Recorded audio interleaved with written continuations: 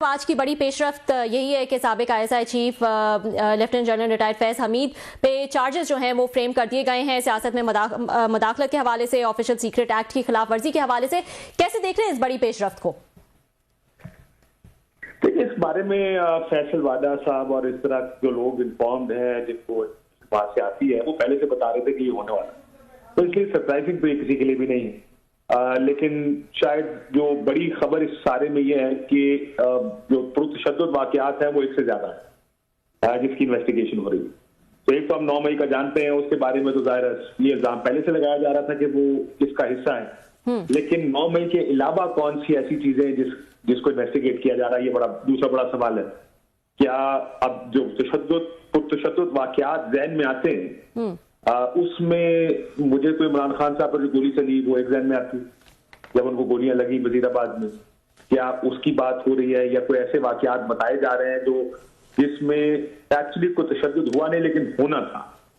अब क्या उन वाकयात का जिक्र है? तो ये बड़ा इंटरेस्टिंग होगा कि जब तफसील मजीद जाएगी, लेकिन वो तफसील भी तो इसी तरह दी जाती है। लेकिन एक याद रखिएगा, इसमें जो उसके अगला नुक्ता है जिसमें सियासी जो अवामिल है या जो सियासी पॉलिटिकल पार्टीज हैं, उनका इसके ऊपर रोल जी, वो ही सेड शी सेड से शायद इतना काम ना चले। देखिए, जो मकबूल सियासी जमातें होती हैं उनको आप सजाएं तो दे सकते हैं, लेकिन सजाएं ऐसी होनी चाहिए और केसेस ऐसे होने चाहिए जिसको देखकर बियॉन्ड रीजनेबल डाउट लोगों को यकीन हो कि हाँ इस वजह से सजा दी जाएगी, और बाद नजर भी आ रहा है कि ये ठीक है। ये ना हो कि ये कहा जाए कि वो जो होता है ना कि इल्जाम भी है और इल्जाम उन्होंने कह दिया सो इस वजह से ये इस तरह होगा, शायद इस तरह नाकाफी होगा। मेरा ख्याल है आई एम अस्यूमिंग कि ज्यादा एविडेंस होगा, ऐसा एविडेंस जिसको कोई क्वेश्चन ना कर सके, जिसको इनकॉन्ट्रोवर्टिबल एविडेंस। अब देखते हैं एविडेंस क्या सामने आता है, केस कैसे चलता है। तो ये अगली फेज बड़ी इंटरेस्टिंग होगी कि तरीके साहब और इमरान खान साहब को कैसे मिलिट्री कोर्ट्स में लेके जाते हैं। जी, मैं यही पूछने वाली थी कि इमरान खान साहब जो है वो अब कितनी मुश्किल में हैं, क्योंकि हुकूमत तो कहती है जो भी इनकी एक्टिविटीज़ हैं फैज हमीद साहब की, वो जो है उसके ताने बाने, उसका गठजोड़ जो है वो इमरान खान और पीटीआई से मिलता है। तो इमरान खान साहब के लिए कितनी मुश्किल होगी अब? देखिए, इमरान खान साहब ऑलरेडी जेल में, और कितना अंदर जाएंगे? मैं एक ही जेल में ही अंदर ज्यादा सजाएं दे सकते हैं। ऑलरेडी 14 साल या 10 साल या जितने भी केसेस में उनको सजाएं हो रही हैं, इसी तरह की एक सजा और हो जाएगी। तो उनको अगर आप ये कहें कि उनकी मुश्किल बढ़ जाएगी, जेल में है, जेल में रहे, सो मुश्किलात अपनी जगह जो तरीके इंसाफ की हैं वो ज्यादा बढ़ जाएंगी, क्योंकि अगर वो मिलिट्री कोर्ट में ट्राई होते हैं जी, और अगर वो मिलिट्री उस तरफ चला जाता है मामला, तो प्रेशर तरीके इंसाफ पर इसका ज्यादा पड़ेगा, मजीद लोग भी इस इन्वेस्टिगेशन में सामने आएंगे। सो इमरान खान साहब की मुश्किलात तो बढ़ने से ये है कि ये जरूर है कि जो इन कोर्ट्स में मामलात हैं वो बहुत ज्यादा डॉजी तरीके से सुनाई दी गई। आपने देखा 12 बजे रात को कोर्ट्स और ना फर्ज जुर्म आयद की गई, और किस तरह इन केसेस का फैसला किया गया। इस केस में जरा थोड़ा सा मुख्तलिफ भी होगा कि ये मिलिट्री कोर्ट, अब देखते हैं कि एक्सेस कैसे देंगे, क्या मीडिया को कवर करने की इजाजत होगी, क्या लोग वहां जाके केस सुन पाएंगे, रिपोर्ट हो सकेगा, ट्रांसपेरेंसी इसमें कितनी होगी, जो इल्जाम लगा है उसके एविडेंसेस क्या दिए जाते हैं। आई थिंक ये भी बड़ा इंटरेस्टिंग एक ये शुरू होगा जो फेज है तरीके इंसाफ का, क्योंकि एविडेंस लेके end of the day evidence देना पड़ेगा दिस वे और दैट वे। अगर इमरान खान साहब के खिलाफ है तो एविडेंस देना पड़ेगा, तो देखना ये कि एविडेंस कितना आता है। आई थिंक तरीके इंसाफ should look forward to it, because वो जुडिशियल कमीशन तो नहीं बात सकता, लेकिन एविडेंस जो प्रेजेंट होगा वो ये इस बात का फैसला जरूर करेगा, ये बात जरूर डिटरमिन करेगा कि वो जो क्लेम्स हैं तरीके इंसाफ के, वो कहेंगे देखें जी हमारे खिलाफ एविडेंस ही नहीं, अगर एविडेंस पेश ना किया गया तो, या सर्कमस्टेंशियल एविडेंस हुआ तो let's see what kind of evidence comes through. लेकिन ये जरूर है कि ये डेवलपमेंट बहुत सीरियस है तरीके इंसाफ के लिए, अगर उसको देखा जाए तो। और इसमें मैं आपसे ये भी पूछना चाहूंगी कि क्योंकि इसका एक गठजोड़ जो है वो तहरीक इंसाफ से और इमरान खान से जोड़ा जाता है, और अब इस केस में जो है वो पेशरफ्त देखी जा रही है, तो इसका मतलब रियासत की जो एक सख्त पॉलिसी है टुवर्ड्स खान साहब या टुवर्ड्स पीटीआई, उसमें कोई तब्दीली नजर नहीं आई है? नहीं जी, पिछले काफी महीने से उसमें बिल्कुल तब्दीली नहीं है। बहुत क्लैरिटी के साथ रियासत अपनी पॉलिसी पर अमल कर रहा है, एंड दैट्स नॉन निगोशिएबल। कोई निगोशिएशन इमरान खान साहब के साथ नहीं होंगी, कोई बातचीत नहीं होगी, उनके लिए कोई सॉफ्ट कॉर्नर नहीं है, उनके लिए कोई आप देखा, मैं अक्सर मिसाल देता हूँ अपने प्रोग्राम्स पे कि नवाज शरीफ साहब 1999 का वाकया जब उनको गिरफ्तार किया गया, कू हो गया पाकिस्तान में, 1 साल बाद पाकिस्तान से बाहर चले गए। 2017 में उनको सजा हुई, 2018 1 साल, 1.25 साल, 1.5 साल के बाद पाकिस्तान से बाहर चले गए। तो अमूमन 1 साल वो थ्रेशोल्ड होता है, साल 1.25 साल के बाद जब बातचीत शुरू हो जाती है, जब सियासतदान की मुश्किलात कम होनी शुरू हो जाती है, उनके साथ डील होती है और या कोई डील ऑफर होती है। यहाँ पर मसला ये नहीं है कि डील ऑफर हो रही है और इमरान खान साहब कबूल नहीं कर रहे। लग ऐसे रहा है कि यहाँ पे डील ऑफर भी नहीं हो रही है। और बड़ी क्लैरिटी के साथ एक बात बार बार तर्जुमान जो फौज के हैं वो सारे कहते हैं, फौज एस्टैब्लिशमेंट के जो भी ये नहीं हमें हमारे पास आते हैं टीवी में, जो उधर का पैगाम लेकर आते हैं, तर्जुमान नहीं, जो उधर का पैगाम ज्यादा लेकर आते हैं, वो ये कहते हैं कि कोई सॉफ्ट कॉर्नर नहीं है, कोई लेटिंग अप नहीं है तरीके इंसाफ के लिए।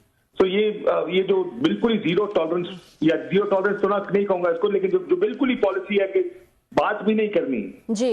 ये अमूमन सियासत में या मुल्क चलाने में अगर कामयाब हो गए तो हो सकता है वो इमरान खान को अगले 10 साल भी जेल में रखे और ये मुल्क ऐसे ही चले, लेकिन अमूमन ये चला नहीं करती। You need to give space for political parties, खासकर मकबूल सियासी जमातों को स्पेस देनी पड़ती है, जो ड्यू स्पेस होती है उनकी।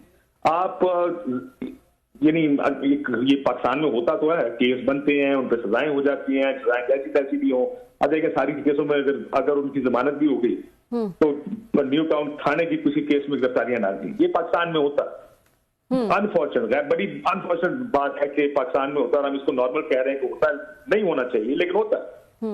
जिसमें किसी भी केस में आपको अंदर डाल देंगे, हो सकता है वो 10 साल आपको इन केसेस में अंदर डाल करें, लेकिन ये होना नहीं चाहिए। Democracies do not work like, they work according to some sort of rule of law, कोई कानून के तहत काम होता है। हमारे यहाँ पे बस ताकत का एक निजाम है, वो ताकत का निजाम जब तक ताकत वो डंडा फिरेगा तो फिरता रहेगा। हाँ, लेकिन आपको नहीं लगता काशिफ के ये मुज़ाकरात का ऑप्शन जो है वो इतने टाइम से था खान साहब के पास, अब जाके जो है ऐसा लगता है कि उसमें कुछ सीरियसनेस नजर आई है कि उन्होंने 5 रुकनी कमेटी जो है वो भी बना दी है, लेकिन अब जब वो सीरियस हुए हैं तो आगे से कोई रिस्पांस जो है वो नहीं आ रहा है। सो थोड़ा सा लेट हो गए हैं वो ये सोचने में कि एक मुज़ाकराती कमेटी बनाई जाए और एक सीरियस टर्म्स पे जो है वो मुज़ाकरात के लिए तैयार है। बल्कि उमर अयूब साहब ने तो कह दिया कि इंसान हो या फरिश्ते हों तो हम मुज़ाकरात करने को तैयार हैं। तो ये फ्लेक्सिबिलिटी पहले भी दिखाई जा सकती थी। देखिए, इन्होंने बारहा तहरीके इंसाफ की जानिब से इमरान खान साहब जेल से ये कहते रहे कि हम इस्टेब्लिशमेंट से बात, इस्टेब्लिशमेंट बार बार आके प्रेस कॉन्फ्रेंस में कहती रही कि हम इनके साथ बात नहीं करेंगे, अगर बात करनी है तो सियासतदानों से करें। प्रॉब्लम यह है कि तहरीके इंसाफ का ये मानना है कि सियासतदान के पास हमें देने को कुछ नहीं, वो तो बेनिफिशरी है सारे 8 फरवरी का, उस सारी धांधली का, 4.7 की गवर्नमेंट है, ये हमें क्या दे सकते हैं। बात भी ठीक है। देखिए, अगर आप इफेक्टिवली इस निजाम को देखें कि खड़ा किधर है, खड़ा है कि जो चीजें तरीके इंसाफ को चाहिए, अगर वो सिर्फ एक नुक्ते पर भी बात करते हैं कि इमरान खान को रिहा कर दिया, एक नुक्ता भी अगर इमरान खान रिहा कर भी दिया जाए तो वो ही इमरान शायद इस हुकूमत को गिराने के लिए काफी होगा, क्योंकि इमरान खान साहब बाहर आके चुप तो बैठेंगे नहीं। उनकी क्राउड पुल क्या है, वो मकबूल एक लीडर है, ये हम सब जानते हैं। उन्होंने उनके 8 फरवरी का इलेक्शन ही उठा के देख लें, उससे पहले कि उनकी पॉलिटिकल एक्टिविटी जो जलसे जुलूस है उठा के देख लें, तो मकबूल तो वो बहुत है। आज फवाद चौधरी साहब ये कह रहे थे कि मौलाना फजल रहमान साहब ने ये बात राना सनाउल्लाह साहब को कही कि आप इमरान खान को के साथ बातचीत करें, उसको रिहा करें। मैंने कहा उसको रिहा करने का मतलब है हुकूमत हमारी गिर जाए और फिर इलेक्शन हो, इमरान खान 2 तिहाई से ज्यादा से हुकूमत में आए और हम सारे जेल में बैठे। ये है वो खौफ तरीका इस हुकूमत का, जिस वजह से हुकूमत कोई भी किसी किस्म की बातचीत या मुज़ाकरात करना नहीं चाहती। इमरान खान की मकबूलियत जो सबसे बड़ा एडवांटेज है उनका, वही उसका सबसे बड़ा डिसएडवांटेज है कि इतनी मकबूलियत है जिसका खौफ सबको है, जिसकी वजह से कोई ये चांस नहीं लेना चाहता कि उनके साथ बातचीत हो और वो किसी तरह जेल से बाहर आ जाए, क्योंकि उनका जेल से बाहर आना it will disturb the Apple cart. तो इसलिए ये निजाम इस तरह उस वक्त तक चल सकता है जब तक इमरान खान जेल में हो। सजा या न सजा वो देखें, वो एक अलग बहस है कि वो जेल में कैसा रखा जाए, उनको जबरदस्ती भी जेल में रखा जा सकता है, पाकिस्तान में तो सब होता है, लेकिन ये निजाम सिर्फ उस सूरत में चलेगा जो एक डिस्पेंसेशन बनाई गई 8 फरवरी के बाद, जब इमरान खान जेल में होंगे। और मेरा ख्याल है इसी वजह से उनके साथ कोई बात, इमरान खान साहब बात करना भी चाहे, लेकिन सियासतदान क्या बात करेगा, क्या दे सकती है तहरीक इंसाफ को हुकूमत या इवन एस्टैब्लिशमेंट। तो इमरान खान एस्टैब्लिशमेंट से पहले भी बात करना चाहते थे। The only thing that has changed now is कि अब ये कह दिया है उन्होंने कि वो सियासतदानों से भी बात करने को तैयार है। ठीक है, मुझे तो ठीक है, ये बताएगा, लेकिन उसके साथ साथ वो सिविल नाफरमानी की तहरीक भी लाना चाहते हैं। इससे पहले 24 नवंबर का जो एहतजाज हुआ वो भी हम सबके सामने था। पहले तो ये कहा जा रहा था कि क्योंकि उनको पता है कि फैज हमीद साहब के हवाले से कोई बड़ी पेशरफ्त होने वाली है, इसलिए जल्दी जल्दी में ये एहतजाज की कॉल जो है वो दी गई, और फिर क्या हुआ वो हम सबके सामने है। अब वो सिविल नाफरमानी की बात कर रहे हैं। ये भी कोई एक कामयाब स्ट्रैटेजी नजर आ रही है आपको कि लोग जो हैं वो पैसे नहीं भेजेंगे या अपने बिल नहीं भरेंगे? क्या लग रहा है आपको? देखिए 2014 में मुझे आज भी वो दिन याद है जब खान साहब ने कहा था एक दफा कंटेनर खड़े होकर कि कल मैं एक ऐसा ऐलान करूंगा कि आप हैरान हो जाएंगे और परेशान हो जाएंगे और सब बदल देगा।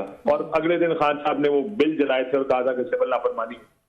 लेकिन पाकिस्तान में देखो बड़े स्पेसिफिक माहौल में सिविल नाफरमानी काम करती है। हमारे मुल्क में क्या लोग पैसे भेजना छोड़ देंगे? लोग उस रास्ते से पैसे भेजते हैं जो रेमिटेंस पाकिस्तान में आती है, जो उनके लिए सहल तरीन, आसान तरीन और मुनाफा बख्श तरीन होता है, जो उनको सबसे अच्छा एक्सचेंज रेट मिलता है वो वहीं से आएंगे। अगर उनको बैंकिंग चैनल से मिल रहा है तो वहीं से आया करेगा पैसा।